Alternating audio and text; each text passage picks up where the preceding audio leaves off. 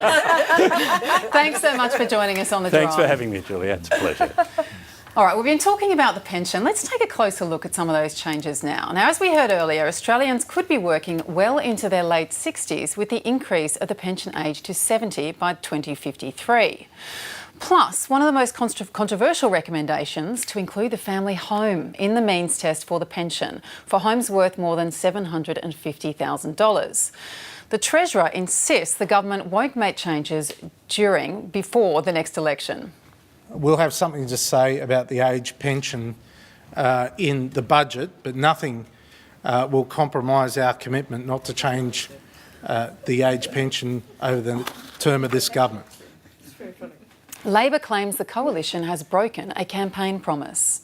The Treasurer said in his press conference a short time ago that they were meeting all their election commitments and that some of the changes to age pension wouldn't apply until after the next election, therefore he was not breaching an election commitment. The Treasurer is wrong. If you make a decision today and you build it into the budget today, you are breaching an election promise today. The Council of Social Services says the report fails the fairness test. It's not enough for people who are unemployed, and it's certainly not enough for people with disability, for single parents and for carers and for people who are age pensioners, those people who are relying on those payments to make sure that they keep poverty from their door. Now, Ben, it's a way off introducing this or lifting the retirement age, for some decades now. Do you think it's fair? Maybe in the long term it is fair, but it's only fair for a certain section of the population. It's easy to say that certain people should work to 70. It's harder for somebody who's a manual labourer to say that they should work to 70, so I think it's unfair. But here's a radical proposition if we're going to be tinkering with the age pension. We could actually increase the age pension, give it to everybody, if we withdrew superannuation tax concessions. And it's to demonstrate the size and the scale of what we're talking about with superannuation tax concessions. People's eyes glaze over a bit. But it's the fastest growing area of the budget, $5 billion per year. It'll soon be more than the age pension in itself. It'll soon be $50 billion, and the Audit Commission hasn't had a look at it. But we could do some really innovative, exciting things like increase the age pension, make it universal. And that's the problem with a report that's only looking at one side of the ledger. You miss out on all sorts of much more interesting discussions. It does keep coming up, the superannuation, concession. Do you agree with it? Well, the problem is people then won't put money into super. Well, they will. You see, it's compulsory. You have to. Well, some. But I tell you what. Most of it. No one will be able to live on their superannuation, the average person, for the amount of money you have to put in. That's farcical. They'll have a little nest egg, they might cash it in and go on the pension, whatever. I mean, it's very difficult, the superannuation question. If people are going to save for their retirement, you have to give them incentives to do so. Well, we make it compulsory, actually. Well, yeah, you do, but you don't make them compulsory to the point where it'll actually see them through their retirement. Well, poor people actually pay 15%. What's sad about it is that there are these people on very low incomes putting money in for their retirement, and it's never going to accumulate to anything that will keep them. But you see what the Commission of Audit has done. Not only are we rewriting the Federation, now we're looking at something far more complicated, superannuation. The Constitutional Convention of 1897 was You're a little bit obsessed with that Constitution. compared to superannuation. But I think we need to ask the question, what do we expect the superannuation system to do? Was it ever envisaged that the superannuation system would represent a replacement for the pension, or was it supposed to represent something else? So it's kind of an existential question about what do you want superannuation to do? And once you can answer that question, and different people will have different answers, but once you come up with an answer that we all agree on, then you'll say, well, okay, you're not allowed to just cash it in, buy the mobile home, drive around Australia because it was only 50 grand anyway, you can't do much with it. Let's have, maybe you create a situation where you say, no, that becomes an annuity, or that tops up a pension, or you come up with other products within the system that work.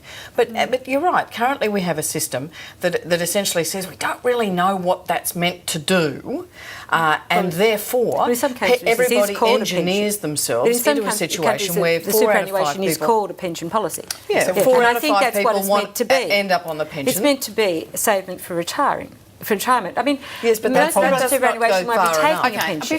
Before we move on from the audit, I really want to talk about childcare. Now, Treasurer Joe Hockey has been quick to emphasise that the audit report is not the budget, but at the same time, he has not ruled out adopting any of the recommendations. Let's take a look at childcare now. The audit has recommended that the childcare benefit and rebate be merged and means tested.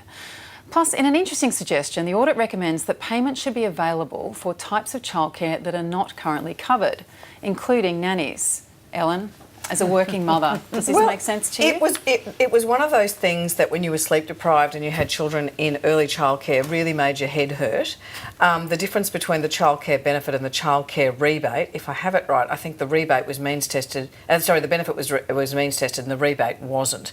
So in other words, if you put your child into an environment that was authorised and that the government said, yep, we'll pay for that, then you would essentially you would get a feedback that wasn't means tested. But at the same time, a lot of people would say, well, choice is not represented there. But what government has sought to do through early childhood is say, introduce kids to literacy, have the standards increased for childcare workers, introduce ideas about nutrition. It's sought to have those centres do a whole range of things.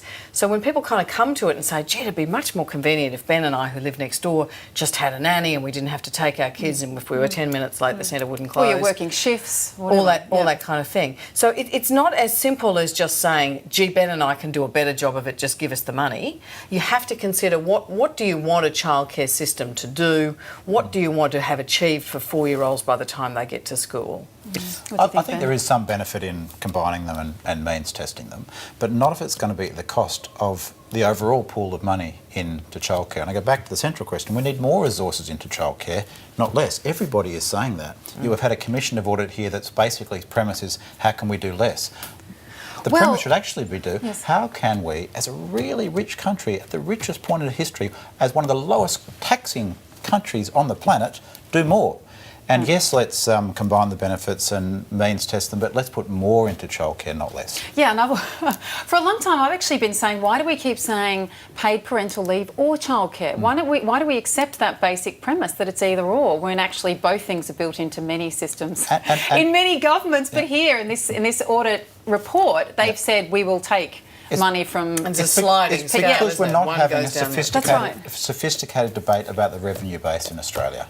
And until we have that, until tax isn't a totally dirty word, until we can have a higher tax to GDP ratio more akin to the rest of the OECD, we're going to keep having these debates where it's one or the other. But it depends what question you ask. I mean, if you had asked a question, if you'd asked these folks about productivity, you'd said that's what it's about. It's about productivity.